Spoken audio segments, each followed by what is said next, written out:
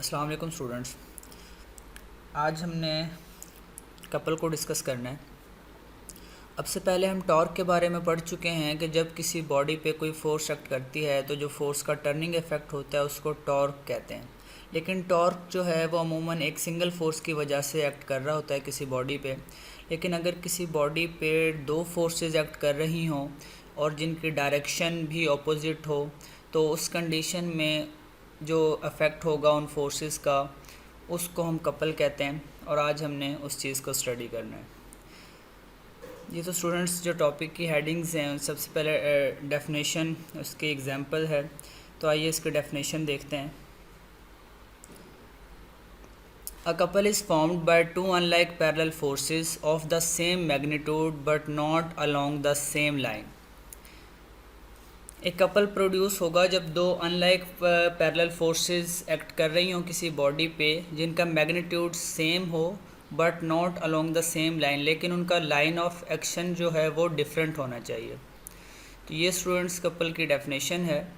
Next इसकी जो example हम लिखेंगे कि जब एक कार स्टीयरिंग होता है आपके पास, ठीक है, तो कार स्टीयरिंग को आपके उसको टर्न करने के लिए ड्राइवर जो है उस पर फोर्स एग्जर्ट करता है। तो जो स्टीयरिंग पे फोर्स एग्जर्ट की जाती है वो ऑपोजिट डायरेक्शन में होती है। दो फोर्सेस एग्जर्ट होती हैं।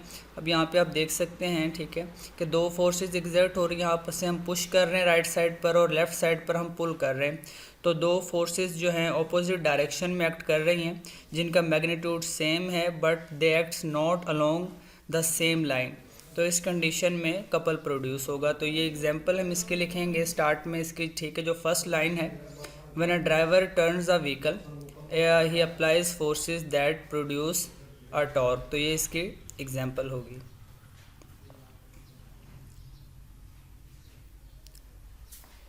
जी स्टूडेंट्स, नेक्स्ट है कंडीशंस फॉर द कपल, के कपल के लिए किन कंडीशंस का होना ज़रूरी है, ठीक है। क्या जो हैं बेसिक कंडीशंस हैं कपल के लिए, तो उन कंडीशंस को देखते हैं। ये स्टूडेंट्स चार कंडीशन हैं कपल के लिए कि चारों कंडीशंस जब फुलफ़िल होती हैं तो कपल प्रोड्यूस होता है। कंडीशंस क्या हैं? There should be two forces. जो फोर्सेस हैं वो हमेशा दो होने चाहिए, ठीक है। एक सिंगल फोर्स से हम कपल प्रोड्यूस नहीं कर सकते, तो दो फोर्सेस होनी चाहिए इसके लिए, कपल के लिए। सेकंड कंडीशन है the magnitude of forces should be the same.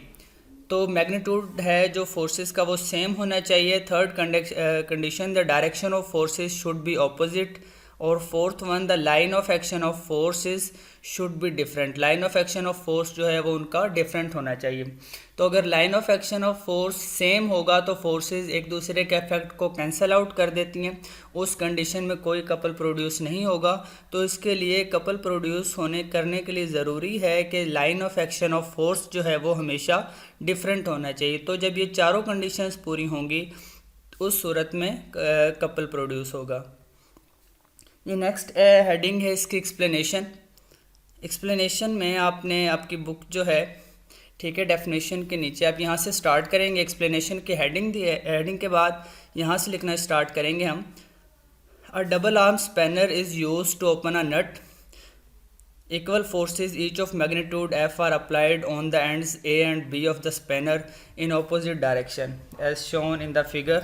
अब ये डायग्राम में हमें दिखाया हुआ है कि एक डबल आर्म स्पैनर जो है नट को यूज़ करने के लिए नट को लूज़ या टाइट करने के लिए हम यूज़ करते हैं। और इसमें देखें दो फोर्सेस जो हैं वो फोर्सेस इसमें लगाई गई हैं, इक्वल फोर्सेस हैं, लेकिन उनकी डायरेक्शन क्या है? ऑपोजिट। अब देखें जो पॉइंट ए है उस पर अपवर्ड डायरेक्शन में फोर्स एग्जर्ट हो रही है और पॉइंट बी पर जो फोर्स एक्ट कर रही है उसकी डायरेक्शन है डाउनवर्ड। तो इस कंडीशन इसको हम यूज़ करते हैं।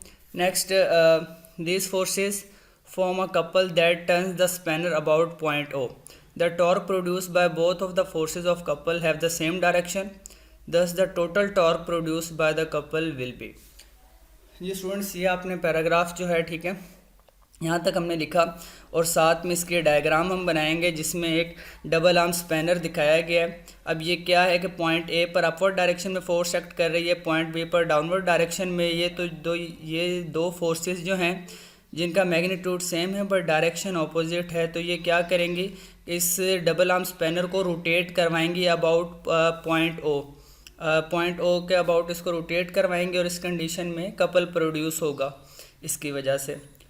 तो ये एक्सप्लेनेशन हो गया। नेक्स्ट आपने हेडिंग देंगे हम डेरिवेशन की, ठीक है। यहाँ डेरिवेशन की हेडिंग के बाद आप यहाँ से लिखना स्टार्ट करेंगे, the total torque of the couple is equal to F multiply by O A plus F multiply by O B. देखें ये इक्वेशन हमारे पास कैसे आई है।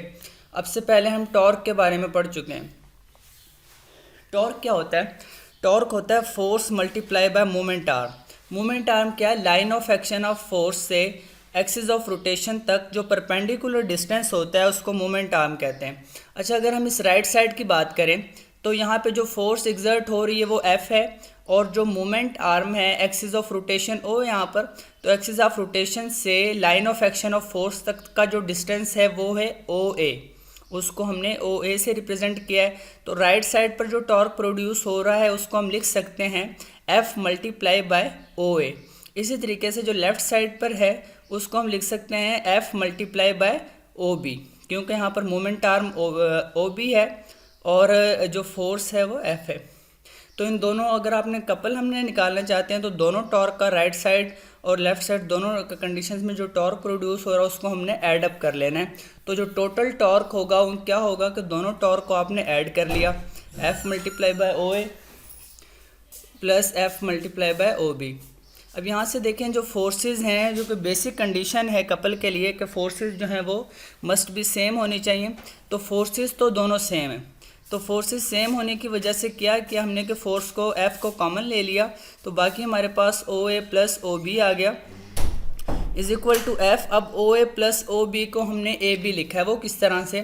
डायग्राम को दोबारा देखें कि यहाँ तक बी, पॉइंट बी से एक्सिस ऑफ रोटेशन तक जो डिस्टेंस है वो ओ बी है, और आगे ओ से अब एक्सिस ऑफ रोटेशन से पॉइंट ए तक ओ ए है। तो ये जो distance, half distance O B और नेक्स्ट हाफ जो है वो ओ ए है। अगर हम इसको टोटल को लिखना चाहें तो हम इसको ए बी लिख सकते हैं। तो इस वजह से हमने इन दोनों को ऐड किया, ओ ए प्लस ओ बी को ऐड करने के बाद हमने ए बी लिख दिया। तो ये जो है वो फाइनल इक्वेशन है कपल के लिए। और ये किस तरह आपके पास होगा कि the torque of a couple is given by the product of one of the forces. The torque of the couple is given by the product of one of the forces and the perpendicular distance between them।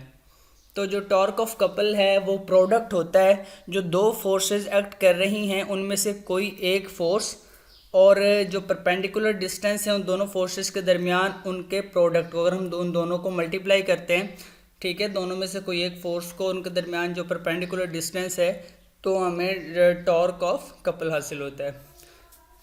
Ji students, ये था हमारा topic आज का। Okay.